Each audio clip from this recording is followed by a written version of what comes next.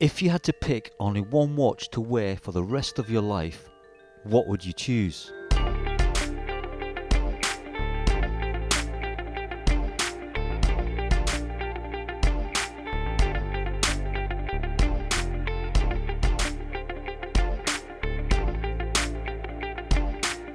Hi and welcome to Last Watch. Today's video is more of a conversation starter than a review, and I'll ask you the question, can there be such a thing as a one watch collection? Well, personally, I don't believe having one of anything can be considered a collection.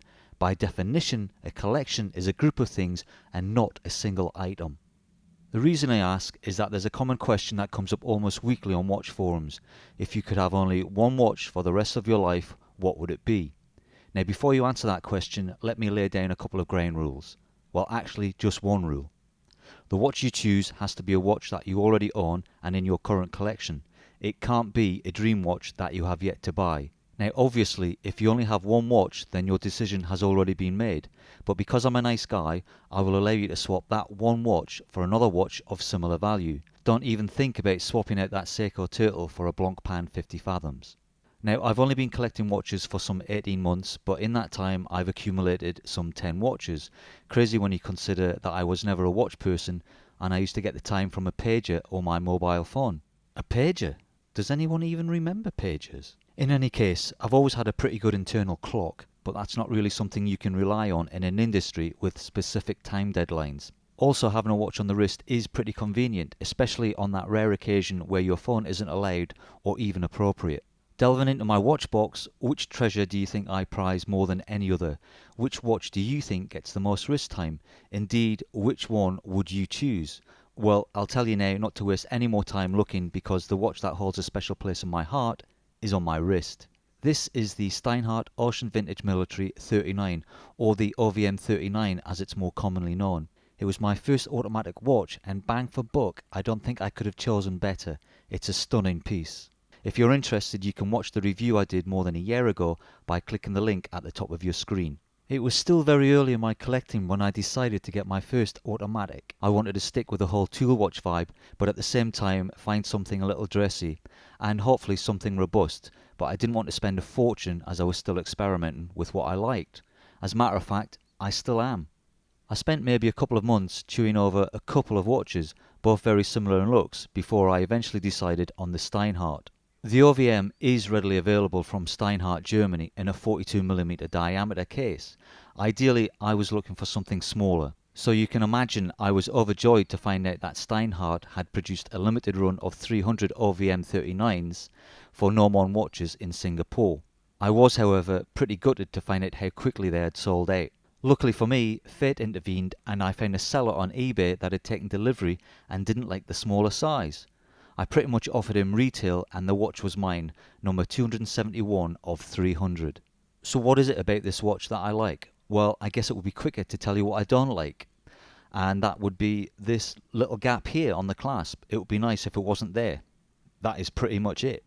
What I love about this watch is, well, everything. I love the patina lume on the bold black dial and the sword hands, the cut and polish of the bezel, its insert and raised pip, the case size and shape, the crown and its guards, the fit, size and taper of the bracelet. It's a phenomenal watch, especially when you consider how relatively affordable this watch is, costing around £400 or $500, cheaper if you opt for the 42mm.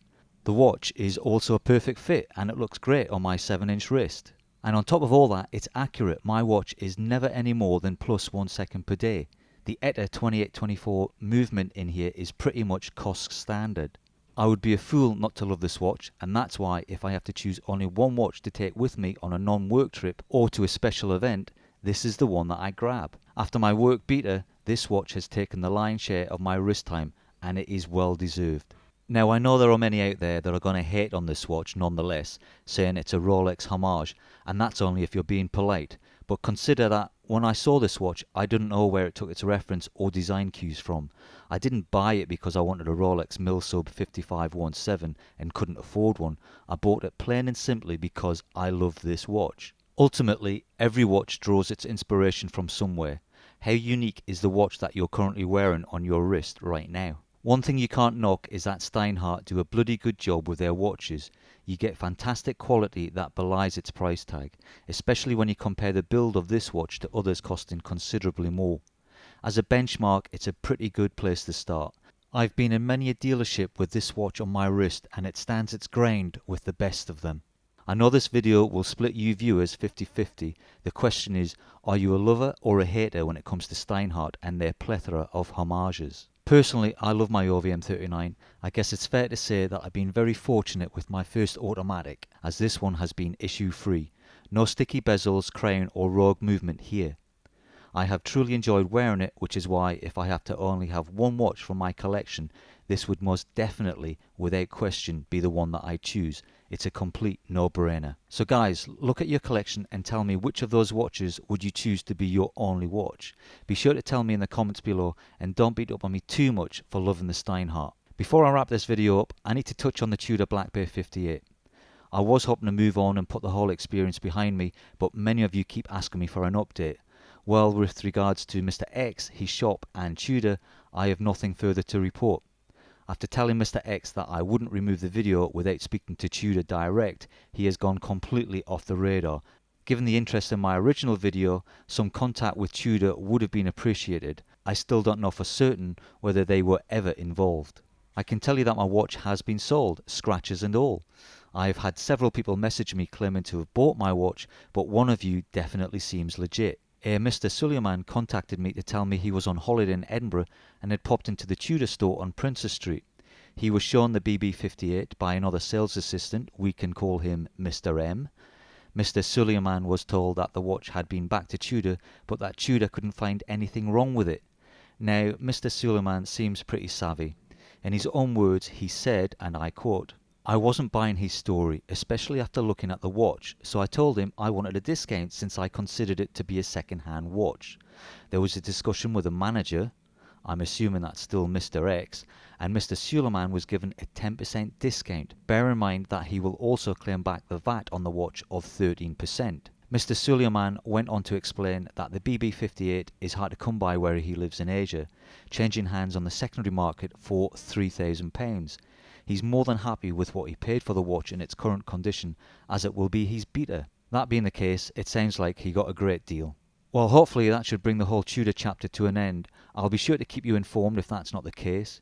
Yeah, I'm still pretty gutted about the whole experience. I have a big Black Bay 58 haul in my collection, but while I ponder over what to fill it with, the OVM 39 will more than suffice. Feel free to like today's video, and if you haven't already done so, subscribe to the channel. Hopefully I'll catch you in the next video.